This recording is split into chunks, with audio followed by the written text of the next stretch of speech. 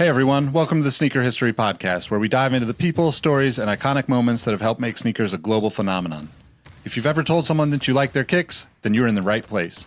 Before we lace up this episode, here's a little teaser for you. Stick around to the end of each episode for the last shot question. It's a chance to test your sneaker knowledge and engage with our community. I've also recently started a newsletter to share my knowledge from nearly 2 decades of experience working in the footwear industry. You can find the link to that below or go to sneakerhistory.com/newsletter for a weekly deep dive into the biggest topics in the sneaker business. All right, now that the business is taken care of, grab your favorite pair of kicks and let's get started with the episode. What up, what up? Welcome back to the Sneaker History Podcast. My name's Nick with my guys, Rohit, Mike, and Robbie to talk about some sneakers. We got some new release stuff. We got some basketball. We got some tennis. We got some rocking and copping. And we got some questions for these retro prices that we need to get into. So what's good, guys? How you doing? All good, man. Happiest Friday. Good. If you're watching online, watching video, you can see that I definitely have something in my eye right now. So I'm doing great. I thought you were just wiping the tears away, Robbie, because this is the first time in a long time all 4 of us are here. We completed Voltron today, guys. It's a good day. It's a good day. All right. Who wants to start us out? Let's just get into the rocking and copping right away. Go. Oh, no. No, you already showed it. Go ahead. All right. I am rocking the calm slides because it's Friday and it's summer, even though it doesn't look like the summer in the greater Pacific Northwest. As for copping, it's probably too late for members of our Discord and our extended listenership. But if anybody wants to throw your boy an extra chance at getting those girl dads on June 7th, that's what I hope to cop. Mike, what about you? Man, that'd be a nice Father's Day gift, right? So my rocking was the Puma Fuse 3.0. It just got out the gym not too long ago. I've been testing these out, which are pretty freaking solid. If you hadn't tried them, these are really nice gym shoe. And my copping just came in yesterday and not been laced up, but the Shadow Lows, one of the Jordan ones I've been after for the entirety of me collecting. I could never get a Shadow high, so I was settled for the Lows because they're just as nice to me. So that's what's been copped. That's a good looking shoe. So I've been rocking the Court Victory pump here that just came in this week. We'll discuss later what I plan on doing with these and whether or not it's the correct move, but very cool. I was telling Mike yesterday, it's hard to find a pair of shoes as you get older that actually fit. And that's kind of insane to say, but you know your size X, and to buy or to get a size X and have it fit right is, I don't know, rare, because shoe brands, this sizing can be wonky. And when it comes to copping, let's talk about that Loewe Cloud Tilt 2 that just dropped this week. The third Loewe collab with On. The first one was actually a Cloud Venture, something that most people never see. It's one of like the little goofier On models, in my opinion. Have little baby clouds on them. Check those out. But the Tilt 1 last year with Loewe came out, was really popular. A little bit cheaper than this year. It's $550 for the Tilt 2. I'm hoping So it nice, tilts though. a little bit better or something. I don't know. But Tilt the it in my first direction. round, yeah, right. The first round was more monochrome, upper pretty much one solid color. This time they're doing more of a nature focused 2-tone.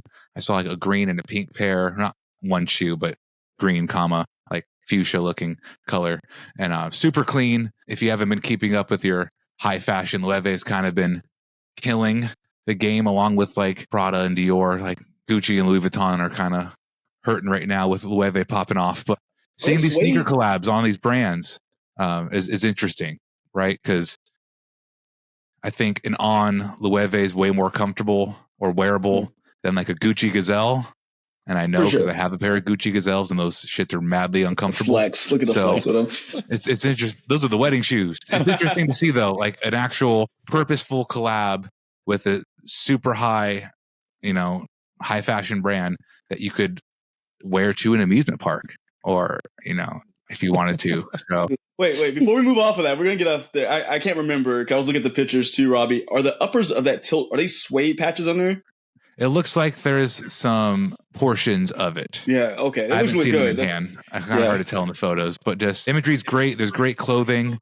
It's interesting to see how Nike Dior went for $15,000 or no $1,500. How much ever did Dior? Was it $1,500 for a pair of Dior? Not $15,000. I think it was like a $1,500 and $1,400 for the low, or was it $2,000, something like that. Something like that. And I mean, they're not apples to apples. They're apples and oranges. $550 for a shoe that you could, in theory, wear a lot versus a Dior 1 Listener, you know what a Jordan 1 feels like. So, interesting. A lot of choices out there. It's cool to see the Lux options, because Prada's little sneaker is popping off right now. I see Joe the Puma wearing them, those little Prada sneakers, and I see other dudes wearing them. They're having an interesting moment right now. So to see Loewe partner with On, that's some good shit. Go buy a pair now. Mr. Deep Pockets, Mrs. Deep Pockets. Go buy buy us a pair too if you got the money to buy one. I'm sure you can buy 3 or 4 of them. So help your boys out over here. You can find the first one on sale at Neiman Marcus for like $350. Look, that's still a little high for me. All right, like I'm not. Look, it's an all white pair. It's clean. I still haven't bought a pair of shoes yet, so I'm not going to start by breaking with that expensive of a shoe. But yo, hey, just go all the way there, man. Don't stop. Don't go little. Go big. I don't have any Loewe. I want some. They're spicy, Spanish. Jonathan Anderson, J.W. Anderson. Slick. They're super slick. I love that shoe. All right, so I'm wearing something opposite of high fashion. Well, I don't know what you would consider it, but this week in the Discord, we were wearing weirdly laced or weird lacing shoes. So I had to break out the Keen Mita collab, the Uniques from a few years back. Still doing a new one with somebody. I can't remember who though. Such a crazy shoe, but they are super comfortable and the weather's been nice, so I'm just chilling anyway. Might as well. Yeah. And pickups. This is actually from a few weeks back, but picked up a new pair of Flight 89s because they were on heavily discounted on the Nike site a while back. So white and royal. If you're not watching this and you're listening, how much? I think I paid $60 for them. That's not bad. Yeah, there was like a prices. Discount code on top of the already sale price. We'll see. I mean, Flight 89 is one of those shoes that I absolutely love, but usually the leather is terrible. So I've got some like leather conditioner from the guys at Sneaker Lab that I'm going to try on them and just see if I can soften it up and make them a little bit more wearable. So I guess stay tuned for that or join the Discord and I'll post my findings. So Nick, question. Would you wear those Flight 89s to an amusement park? Ooh. Right now, dead stock, I would never wear this shoe to an amusement park because my feet would be dying by the end of the day. I will say, not quite amusement park, but on my trip to Tokyo, I wore the AE1 for the first time, like for the full day, and it was good to go. So that was pretty impressive. But obviously, newer stuff doesn't have the like cheap leather. Like if you think of like retro product, right? I don't mean this as a diss towards any of my friends that work at the brands, but the leather quality on like a modern retro straight out of the box is pretty garbage compared to what the shoes were made with 20, 30 years ago. So if you're not breaking the shoes in, you're asking for problems. And I asked that because listeners, we were thinking of topics before this, and Mike Edison Chang, that was his name, right? Michael Chang. Michael Chang, Edison Chang, or someone else, right? Edison Clot. Yeah. Edison Chang. Somebody, because I was discussing before, these came in the mail, and I've been wearing them around the house to like soft break them in. But I myself am going to an amusement park this weekend, and I approached to the boys here that I wanted to wear these there, fresh out the box, and was met with some. You probably might not want to do that. Well, the nicer thing about those, as opposed to like the Flight 89s that Nick has, is the midsole is a foam midsole, so it is not just this rubber cup item that's going to just destroy your foot. So you're going to have a better go at it, but not as much as you would like a running or walking shoe, I think. And to Nick's point, these could probably use some leather supplements. You need some HGH because this is weak. This is not really like the leather you're looking for. And like things on retros like this Hexlite unit, or there's a lot of back and forth whether or not it's fake Hexlite or real Hexlite nowadays. But if you put these on and you slam your heels into the ground, you can feel that whatever this is still like it's still there. There's still some tech here. There's still some cushioning. So I thought I'd be okay, but apparently not. Well, so the interesting thing with like Hexalite is that the original Hexalite was more of a like gas infused. There was like, it was way more cushiony. So if you have like an original pair of Questions and you put them on versus a new pair is not bad by any means. There's still cushioning because technology has progressed, but it would be so expensive for them to go back and recreate that technology. It's kind of like Converse React Juice, right? Like Converse has released all sorts of those shoes since then, but they just put like a modernized cushioning in it to replace it rather than going back and get, like nowadays kids would be like huffing Converse React Juice and making a TikTok meme out of it. So like they couldn't do that, right? The youth is not in a good place.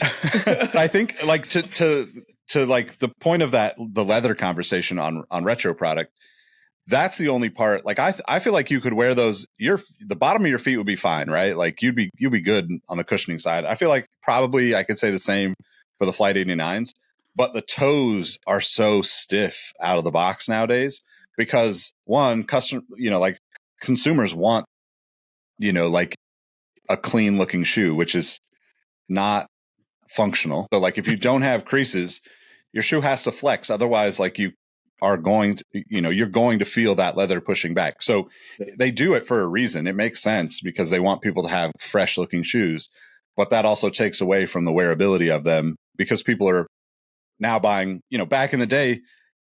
I mean, I never even got Flight 89s when they came out because it was still too expensive, even on a discount back then.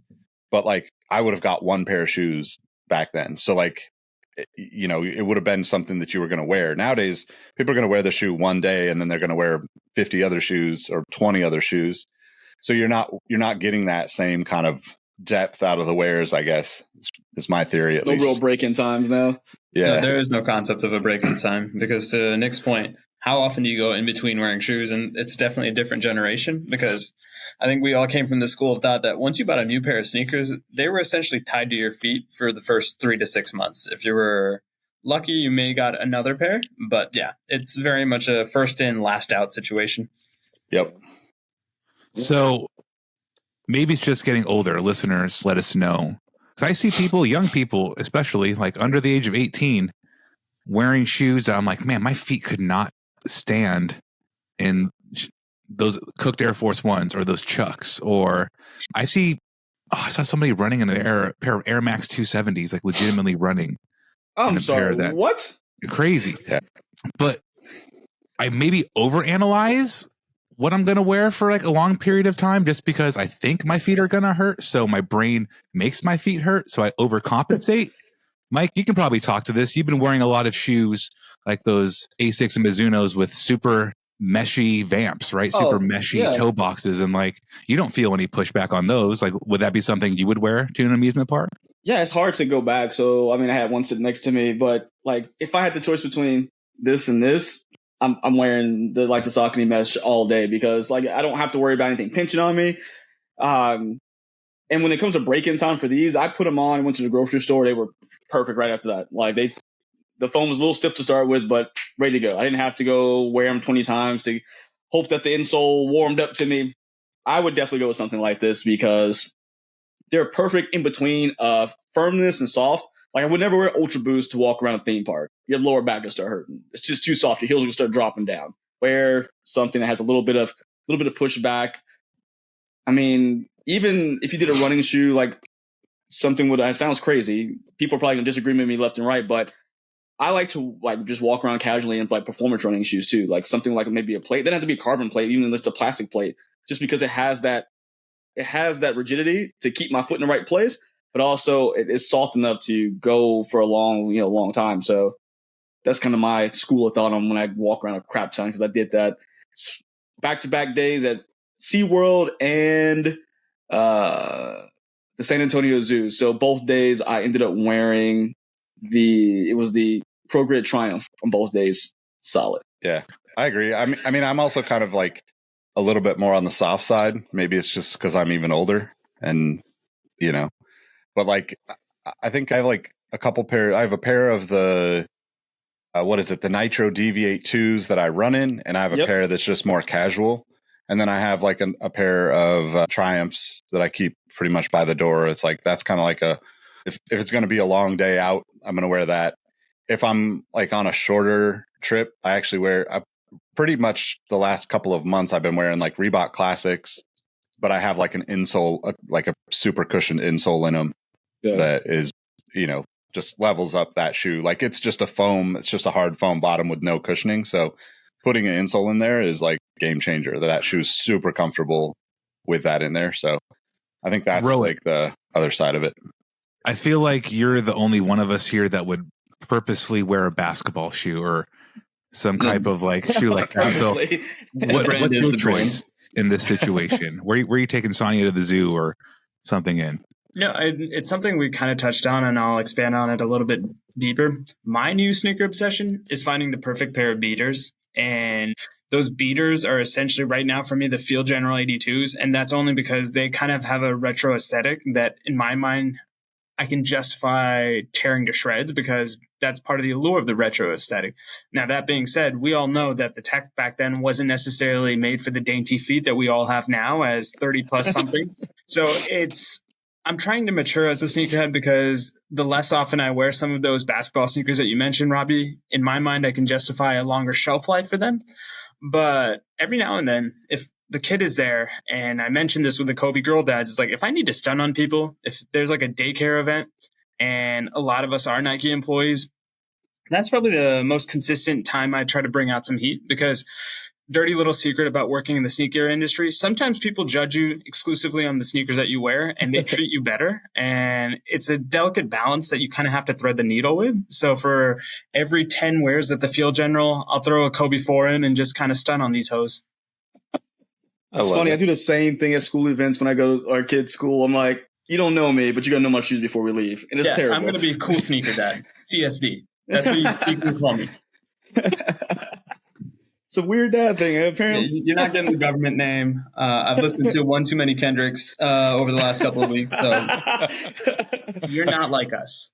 Well, Nick, what's your take on public sneaker when you know someone's going to maybe recognize your shoes? Because me personally, I had this mental thought. I'm happy you brought it up, Rohit. Because I was thinking a couple days ago, as I was wearing like a dad pair of Ons, I'm not going to lie, they weren't very like cool. And I'm like, I have really cool shoes at home. And I wear these like Cloud X's a lot. And these are like not cool shoes. I would make fun of me, like this fool doesn't know shoes, if I had like my other shoes in the closet with those on. You know what I'm saying? It's like, but Nick, what do you do? Yeah. I mean, I am typically pretty low key with what I wear. Like I used to only wear like Chucks everywhere, or like, you know, if I'm like, if I was traveling, I would wear Cole Haans because I didn't want to like have the sneaker flex. I wanted like more of like, I used to always dress nice to get on the plane. Cause I always felt like you sit next to somebody you don't know, that person could change your life. Right. And a plane is like one of the only places that is like, puts you in a position like that where like, we're not social in America like that. Right. We're not going to sit down at a coffee shop next to somebody and have a conversation. So the sneaker thing is interesting. Cause like I also have tons of shoes that I very rarely wear, and around here nobody's going to recognize the stuff that I think is cool, right? Like I have shoes that aren't cool that I think are cool because you'd have to really know your shit if you saw them on feet, you know?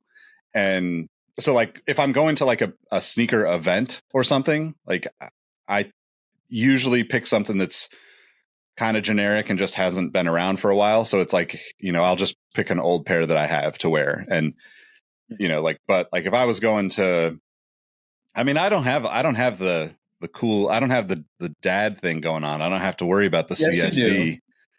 Yeah. Well, at the dog park. Show them what's up. DSD. Yeah, well, I mean, it's interesting, right? Because like we've had this conversation before, I think, but like the Air Max 270 that you brought up, right? People don't buy that. People don't buy that shoe to run in it. Robbie's example excluded. God. But like people don't wear those shoes to like, you know, perform athletic abilities in, right? They're in the gym a lot. Weirdly, I don't know why. So the gym is the exception, right? The gym is. So here's my theory, and I actually got into a big debate with people at Finish Line 10 plus years ago when I worked there because we had to basically sell Nike Air Max shoes. But like my argument was like, we don't need to show somebody running in an Air Max shoe. We need to show someone at the gym. We need to show someone on the street, because the big air bubble and the bright colors is a flex, right? It's like, oh, I spent $100 on this pair. And even the 270 outside of Sneakerheads, the 270 is a flex shoe, right? Like it catches attention. Like I don't like that shoe at all. I will never own a pair. But every time I see somebody wearing them, like I was just talking to Cam about this about a month ago, because there was some girl walking down the street with like that bright pink cup sole air bubble. And it's like, you can't not catch that catches attention. So the function of a shoe is more about attention, which is why you see people in the gym with it, right? It's like, oh, you spent money on those shoes because they look cool. I'm not saying like I think they're cool. I'm just saying like just a the general consumer like, perception is, oh, they got some nice fancy shoes. To Robbie's point, right? Like you're wearing a regular pair of Ons. The four of us might think that's cool, but like to average person, it's like, what is that shoe? Like it's just a basic all black, all white shoe. Why would you buy that? You know? So like there's this kind of like either you understand sneakers and you're wearing like, you know, low key stuff, or, you know, maybe you're wearing something that's a little bit of a flex, but it's like the idea of a flex for a consumer that's not a big sneakerhead is all the stuff that we would look at and think, whatever, it's cool. I would recognize it from across the street. You know, like that's the whole point, is to be seen across the street for a lot of people. So. Man, literally the flex nowadays, and it always has been, this isn't to rag on the younger generation. We all have always as humans wanted to like fit in, right? But now the flex is, I have the white Sambas, or have the generic shoe X that everyone, the all white Field General, or a New Balance retro with like white and gray, like the Atomic, like basic. Right. But like basic is like, I have the basics. Brands are founding themselves off of offering basics. Like I saw a t-shirt brand like all basics. We have all the basics. Gronk was fucking advertising them. I don't know if you've seen those commercials. I don't remember the name of it, but I remember Gronk and him being like basics. Is it the Built? Because it might be Built. Built, but that whole brand's based off of like, this is nothing extraordinary. It's just fucking basic. And like the Samba is like, an all white Air Force One, a ventilator, whatever it might be.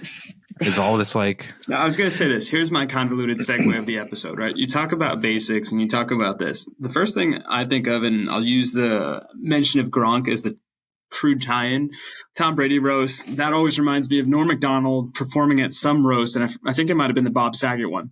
And his whole shtick during that was come up with the most basic or dad jokes and bomb for 10 minutes straight. And then in hindsight, that's the funniest thing in the world. And I think that's what this new generation is doing, essentially. I've done that. Like, we'll go to a sneaker-themed event at work, and I'll wear my white Navy Monarchs, and people will just scoff at me, turn their nose at me. But then at the same time, I'm laughing about it later, because for those exclusive places where you're not only encouraged, it's demanded that you wear heat, go the complete opposite, because that's going to be the most memorable shoe in that circumstance. And then, per Robbie's hypothesis, which I completely agree with, the youth, which is essentially the lifeblood of our community, they're going to fuck with you in a way that feels a little bit more genuine, because you can kind of see the silliness in all of this, in terms of we have to always dress our best. We always have to dress with heat to impress, because to Nick's point as well, there is this meet cute aspect of, you don't know who you're going to run into in these sneaker events that's going to turn you around. It's going to give you an opportunity to host a podcast or be a part of Complex or be a part of something that will shape so much of the culture going forward. It's really, how well do you not only complement the sneaker, but essentially complement yourself? I think that's a great point too. Like, I mean, I'm obviously like a recluse that's just a sneaker hoarding recluse at this point in my life, right? I moved away from all of it. That's not what Jock Slade told us on that Instagram video. That's not but what like, we heard. I don't go to like sneaker events the way I used to. But when I was working for Complex or Soul Collector or even Nice Kicks way back in the day, like those events, a lot of people would wear something crazy to. But I was trying to stay low key, because I would wear Chucks to most of those events, because I just didn't want to, like, I wasn't trying to like bring attention to myself, but I also didn't want people to think that I was like connected to a brand in some way, right? Like, I get that like it's a lot different now. Like we will literally talk about a brand that sends us a free pair of shoes, and then we'll talk about another brand that we're like hoping that sends a free pair, and like people are just sent, like, you know what I mean? It's like a free for all type of thing nowadays compared to what it was, where, when I went to work at Finish Line, they had never sent out a pair of shoes in company history, other than like the people that worked on the photo shoots that got the pairs. Like they never had product seating. So Brandon Edler and I set up all of that. But our whole theory was like, we want to reach out to people and make sure that like people like the shoes we're going to send. Like you're not going to love every shoe because like that's just not how it works. But if you like the shoe enough, then we would send it to you. And that was kind of backwards thinking from the blanket approach that was going on at the time from, you know, other brands and other retailers. But I think like for me, it also is like something where I'd rather understand where someone is coming from before they're like, oh my God, what are those shoes? I need to talk to that guy. Like, I don't really need to like become anybody's best friend. But if they recognize me without some crazy pair of shoes, that's one thing. Like that was like, a reason for me to talk to them because they at least supported me, read what I'd written, watched me on shows, whatever. And I think that's like just a different approach. The other side of that conversation that's interesting that Robbie brought up, like the younger generation to me is also like much less consumer driven than we are, right? We all grew up in the Jordan era where, you know, we wanted to, you know, be like Shaq, drink Pepsi, you know, wear Reebok and, you know, play basketball, or like be like Mike and drink Gatorade and eat McDonald's. And, you know, rest in peace to the Super Size Me guy. He passed away this morning. Speaking of McDonald's. Sorry, that was a really rough turn. I apologize for that, but it just popped into my head. And I had to say it. Just now, I was like, wait, what? I had no idea. He is me. Yeah, Nick Engel has the best segues out of the three. Plus one. But I think that like the younger generation, you know, they're not keeping hundreds of pairs of shoes or 50 plus pairs of shoes. Like some of the, like I'm the oldest in this group. And I probably have the most pairs of shoes, right? Like I'm still like holding on to this old way of thinking in a sense. And it's not to say that I don't want to downsize and live a simpler life, but like I still keep buying shoes and it is what it is. Like, I gotta get another one. But I think like the younger generation to the point Robbie was making about the on collab and the expensive stuff, right? The like higher end stuff, like the younger generation will have a pair of beater Sambas or a beater Air Force One. And then they'll have that Gucci Adidas or they'll have that Prada shoe or whatever it is where it's like, oh, they've got like, you know, 10 pairs, but like usually there's only one or two that are in the normal rotation. And then they kind of like have some like special occasion things, which is probably a better way of thinking, to be honest. You know, like I've spent so much money just storing shoes through my life that it just doesn't make any sense. So not only that, one last thing, this younger generation also thrives in chaos in a way that I don't think our generation has ever been comfortable with. To your point, they're going to wear Nike socks with Adidas shoes and on shorts, and they're perfectly okay with it. And more importantly, their peers don't lambast them the way we would have gotten lambasted for such disjointed chaos, as I keep coming back to that word. So, I mean, these kids wear pajama pants out in public with Crocs, so they just want to see the world burn. Bro, I see the pajama pants. I got to ask my niece all the time. I'm like, what the fuck is up with the pajama pants? I don't get the pajama pants. And a big like tick of mine has always been, since I was a little kid, adults wearing pajama pants out in public has always bothered me. Like, bro, put this, your dick's gonna fall out. It's so like, it's such little material that it's the most stupid shit. Like, I'm happy you brought that up. It deeply bothers me. It's like cleats on concrete. I hate it. Okay. That's the last thing though. And they all do it because they don't pick on each other anymore. Rohit just said like, I would pick on, I still pick on Mike if he wears the wrong sock with the shoe. 100%. Like, I'll still do it. Mike, he lit you up for wearing jeans with basketball sneakers. Remember that. Oh, it's funny because he sent me a message yesterday. He's like, I'm not going to post this because my socks are beat up. But it was like, right, because I was like, I had a pair of shoes on. I wanted to show them the shoes, but I wouldn't do it with the sock. It wasn't the right sock. But these kids don't pick on each other like that. Or like, they'll wait till they go online then pick on each other. They won't do it in person. Like, I don't know what it is. Well, but like, as a kid, I even tell my kids this now. Well, only one of them realizes what I'm telling them. But I always thought when you left the house, you're a reflection of your household. Like, hey, you can't go out looking like a hobo because they're gonna think we hobos. You know, they're gonna think like it was always you leave your house being a reflection of what you are. So it was like I don't ever leave the house looking stupid. Even if I'm going to the gym, I'm always like, look, I gotta at least have clean clothes. I gotta be like at least dried so there's no wrinkles in them. Like, I don't know, it's just a me thing, but walking out in pajamas and a shirt looks like it's been through 3 festivals without being washed, I question your lifestyle choices. I mean, I think that is like super interesting. And it's funny because like I was actually just talking to Cam about the sock thing, right? Like I am definitely Gen X, boomer, whatever the kids refer to on TikTok. because I only wear no-shows and ankle socks. Like, I'm not trying to wear no-shows? tall socks. Like, I used to wear tall socks all the time. Like, I used to wear like sagging ass Dickies shorts and tall socks and Cortez like regularly. So like, it's not my style though. Like, I don't want to see socks at all. If I can not see socks, every sneaker looks better without socks, in my opinion. Like, that's just how I feel. Did you turn your crew socks into footies back in the day, or ankle socks? Oh yeah, Like, yeah. See, that's what yeah, extra cushioning, man. Extra cushioning. Roll them down.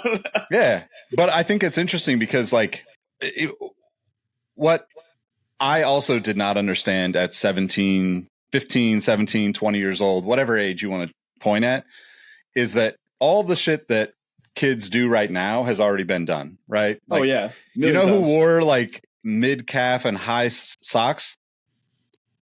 Shout out to Drake. Pedophiles.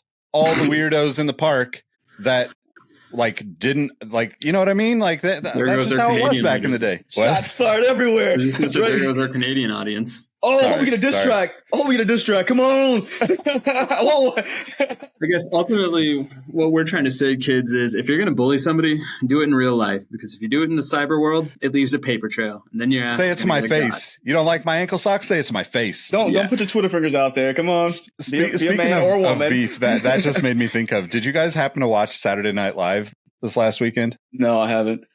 If you haven't, go watch Weekend Update.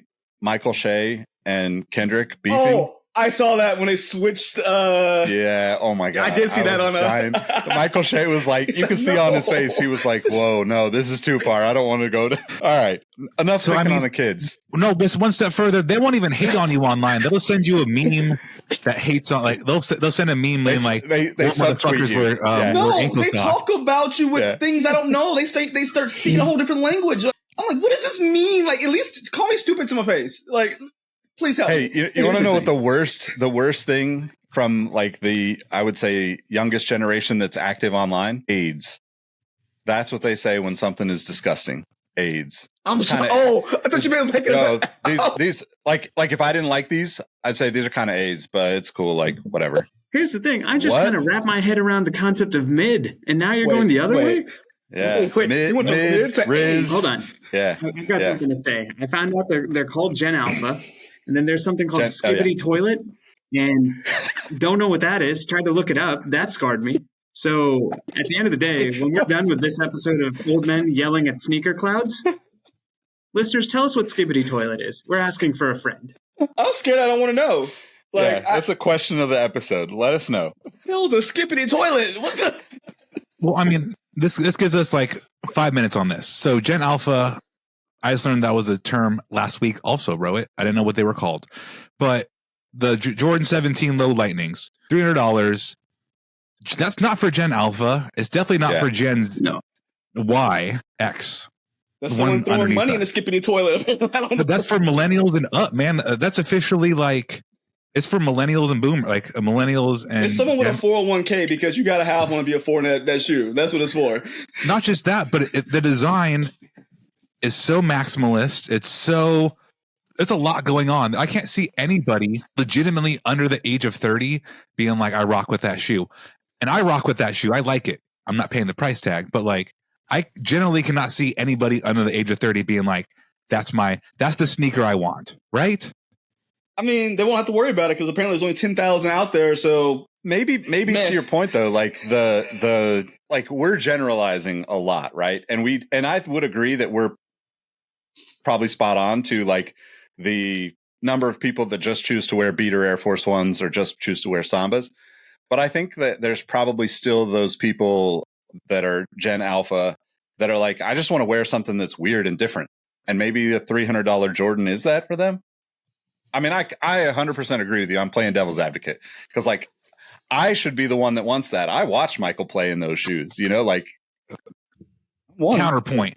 I saw a targeted ad for a starter shoe that looked like the Louis Vuitton little sneaker. Well, that's like starter, like starter jacket starter. Yeah. That's what the subversive Gen Alpha would want over a $300 Jordan, because the $300 Jordan is literally their dad's shoe. Like, imagine us being like, oh, my dad messed with those Sperry's. I'm gonna go get those Sperry's. No, I hate Sperry's because my dad wore Sperry's. These kids are like, ooh, old ass Michael Jordan, my old ass dad. What are they? 100? Now they're 40. Honestly, grandparents, right? Like Michael Yeah. Jordan's a grandpa. Yeah, He's got to be 100%. close to it. Yeah. But like the starter Louis Vuitton knockoff is more subversive and like $50 because again they're more price conscious than we ever were growing up. I have real life instances of this. I'm not going to go into it. People with actual kids, I'm sure you know. But like I would blow money on a $300 Jordans. I didn't have to pay rent in a nanosecond. Now they're thinking like I'll save $250, spend $50 on a pair of shoes, and go buy ketamine. I don't know. I'm kidding. But like, who knows? Maybe Mike got that in the time machine. Man, can we do a sneaker history episode where it's just our kids and cats and dogs, and then just let them go for 30 minutes? that'd be amazing. All right, we should probably end there. But it's just interesting. Like, who's listener? If you're under the age of 30, which you're probably not, if you're listening to the show, like let's also be honest. Who's buying that shoe? If you're kids and if you have kids and there's a teenager in your house, are they maybe it's a sustainable packaging move? Maybe it's like, hey, it comes with a briefcase I can use for other things. Oh, snap! Ooh, real last point here to circle back to these Reeboks. These came in a plastic bag, like the shoe box, and then the box was just wrapped in plastic. Totally okay with that, personally. Yeah, it's way more eco-friendly. I just threw the little plastic bag in the recycling. There's no cardboard. That's pretty good. Packaging. Yep. Reebok. Yeah. Anywho, Mike came back from the time machine. He's back. We Paul Rudded him and oh yeah, no, I had screaming children. I'm like, look here, guys, calm yourselves down. Mike is very much the Paul Rudd of the podcast in terms of he doesn't age and he's charming as hell. Well, I appreciate that. It makes me feel better. Actually, I guess if we're being aesthetically accurate, maybe Donald Faison would be the better comp. You know what? That man has not aged since Clueless, which is ridiculous. Amen. It is pretty crazy. Until you look at him old and then you look at him, they do. It's weird. It's like the human brain is quite crazy. So then maybe we go Pharrell because Pharrell definitely. I'm trying to get my Pharrell on. Like, can I keep it up to at least I'm 60? I'd be great with that. I'll inherit that beef for you, Mike. Nice. All right. What else do we need to wrap up on? I really just need people to tell us about the tinkly toilets or whatever it is. So that's the question of the episode. If you make it this far. Yeah. All righty. Should we tell them where they can find us rather? Let's do it. You can find me on Instagram at RohitM13, on Threads at RohitM13, on Twitter, because I'm still going to call it Twitter, at Roheezy. Mike, how about yourself? You'll find me on Urban Dictionary trying to figure out what the hell a skippity toilet is. You'll find me here on Sneaker History, MadWatcher789 on Instagram and Threads, and YouTube, just Mike Guillory. I am Skibbity Toilet, and you can find me at Skibbity Toilet on skibbitytoilet.com. Way to lift the lid. Yeah. It's like one of those automatic toilets. Yeah. I mean, we all need Japanese toilets, to be honest, but that's a whole other episode. You can find me at Nick Ingvall on all the platforms. More importantly, at Sneaker History everywhere. Hit the first link in the description to join us in the Discord with the rest of the community, and we'll see what everybody's rocking next week on our little weekly events, What Did You Wear Today channel. So thanks for listening. We'll catch you in the next one. Peace. See ya. Later. Hey, Nick here again. Before you take off, I want to thank you for listening to the Sneaker History Podcast. Be sure to hop into our Discord to answer this episode's The Last Shot question and get to know our community of sneaker enthusiasts.